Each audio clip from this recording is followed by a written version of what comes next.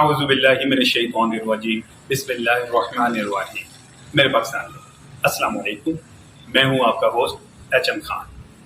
आज आपके लिए एक नया टॉपिक लेकर आए हैं और ये टॉपिक उन लोगों से रिलेटेड है जो कि इंपोर्ट करना चाहते हैं दुनिया के किसी भी मुल्क से।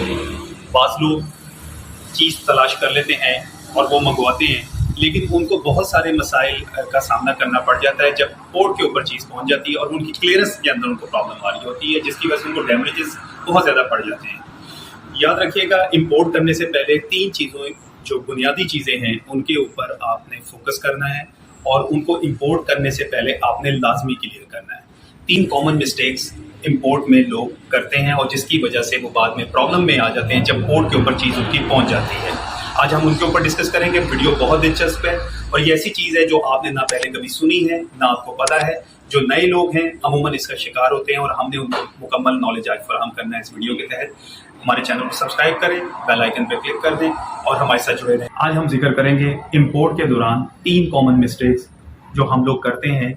जब भी हम कोई चीज़ बाहर से ऑर्डर देना चाहते हैं तो सबसे पहली जो कॉमन मिस्टेक करते हैं कि हम उस प्रोडक्ट के बारे में जांचते नहीं है कि आया इसका पोर्ट के ऊपर क्या डॉक्यूमेंटेशन रिक्वायर्ड होगी और क्या चीज़ों की ज़रूरत पड़ेगी। जो सबसे पहली कॉमन मिस्टेक हम ये करते हैं कि हम चीज़ का ऑर्डर दे देते हैं जस्ट लाइक दैट। आपने कुछ चाइना से किसी भी वेंडर से चीज़ सेलेक्ट कर ली, किसी भी वेबसाइट पे जाके या सोशल मीडिया के थ्रू। अब वहाँ गलती क्या करते हैं, वहाँ जी हम गलती जो करते हैं सबसे बड़ी वो ये करते हैं कि हम उसकी पेमेंट वो आपसे एडवांस मांगते हैं 50%, 30% या 70% जो वर्ल्ड में एक्सरसाइज चल रही है। हम वो पेमेंट जो है उनको भिजवा देते हैं किसी भी जरिए से। अब वो पेमेंट भिजवाने से हमारा जो सबसे बड़ा ब्लंडर होता है वो ब्लंडर ये होता है कि हमने उसकी प्रॉपर डॉक्यूमेंटेशन नहीं की होती और समटाइम हमने यहाँ रजिस्ट्रेशन भी नहीं करवाई होती। अमूमन नए लोग ऐसे ही काम करते हैं कि वो अपना एंटीएन ही समझते हैं कि हमारे रजिस्ट्रेशन है। तो सबसे पहली कॉमन मिस्टेक, मनी एविडेंस जब आप टीटी के जरिए कर देते हैं तो वो आपका इलीगल हो जाता है। जब आपका मनी एविडेंस नहीं होता तो वो कोर्ट के ऊपर फिर आपके लिए मसला आ जाता है और माल आपका स्टक हो जाता है। तो याद रखिएगा, जब भी आपने बाहर से कोई चीज़ परचेज करनी है, आप चाहे LCL करवा रहे हो चाहे FCL यानी कि कोई फुल कंटेनर आप मंगवाना चाह रहे हैं 20 फुट या 40 फुट का, तो सबसे पहली बात आपके पास अपना लाइसेंस होना ज़रूरी है, जिसके ऊपर हम आगे जाके वीडियोस बनाएंगे कि PSW और VBOX सिस्टम क्या होता है। जब तक आपके पास आपका अपना लाइसेंस नहीं होगा आप कुछ भी नहीं कर सकते। बाज़ हज़रात ये काम करते हैं कि उसमें फॉरवर्डिंग एजेंट को ही कह देते हैं कि वो अपना लाइसेंस यूज़ कर ले, वो थोड़े बहुत आपके चार्जेस लेता है, वो अपना लाइसेंस यूज़ कर लेता है। लेकिन वहाँ भी हम ये काम करते हैं कि हम सारे पैसे उनको फॉरवर्डिंग एजेंट के हवाले ही कर देते हैं। हम उससे नहीं पूछते हैं कि यार इसका मनी सोर्स क्या होगा। Money source very important. Port के ऊपर आपसे सवाल होगा और टीटी के जरिए भेजी हुई रकम, आपका वो माल भी जब्त हो जाएगा, आपकी इवन के रकम भी डूब सकती है, क्योंकि टीटी का मतलब ये है कि कोई आपके पास मनी एविडेंस नहीं है, वो टोटल आपने फेक काम किया है। तो याद रखिएगा, पहली कॉमन मिस्टेक हमने नहीं करनी है। टीटी के जरिए हमने किसी वेंडर को पेमेंट नहीं भेजनी।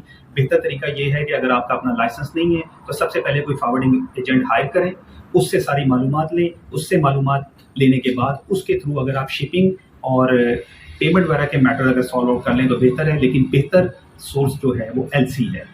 बाज़ लोग लाइसेंस भी रखते हैं, लाइसेंस रखने के बावजूद भी वो टीटी के जरिए पेमेंट भेज देते हैं। तो याद रखिएगा, DP या LC ये बेहतर सोर्स है, आप इसके जरिए भेजें। LC के ऊपर हम एक वीडियो बनाएंगे और आपको समझाएंगे LC क्या होती है और ये किस तरीके से बैंक ओपन करता है। इस पर भी हमारी एक डिटेल वीडियो आएगी।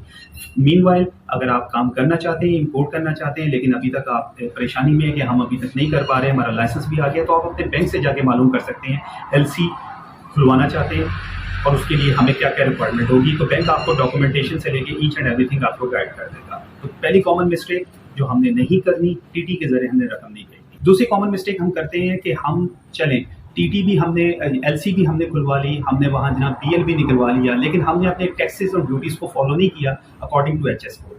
वहाँ से भी हम लोग बहुत सारी गलतियाँ करते हैं और वो गलती भी आप लोगों ने नहीं करनी है। हमेशा याद रखिएगा, कोई भी ऑर्डर करने से पहले किसी भी फॉरवर्डिंग एजेंट से या VBOX के अपने सिस्टम के अंदर जाएं। वहाँ से आपको तमाम डिटेल मिल जाएंगी, टैक्सेस एंड ड्यूटीज़ पता लग जाएंगी।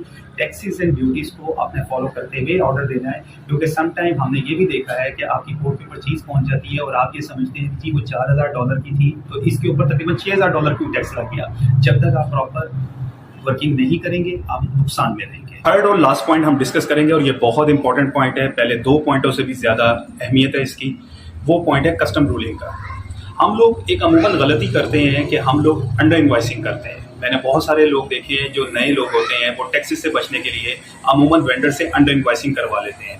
सपोज आपकी इनवाइस है $10,000 की, तो आप क्या काम करते हैं, आप बेशक एलसी भी ओपन करवा लें, आप $3-4 हज़ार की एलसी ओपन करवा लेते हैं, बाकी पैसे आप जी इधर उधर के दूसरे गलत सोर्स से भेज देते हैं कि जी हमें तो टैक्स वो पड़ेगा जो हमने मनी डिक्लेयर की है। सर गलत है। सबसे पहले अपनी कस्टम रूलिंग चेक करें। कस्टम रूलिंग हर चीज़ की मौजूद है। FBR की वेबसाइट पे चले जाएं, अपने वीबॉक्स सिस्टम में चले जाएं, SROs मौजूद हैं। SRO में आपने रूलिंग को फॉलो करना है। आप रूलिंग को अगर फॉलो करेंगे तो उसके मुताबिक अपनी प्रोडक्ट का ऑर्डर दें।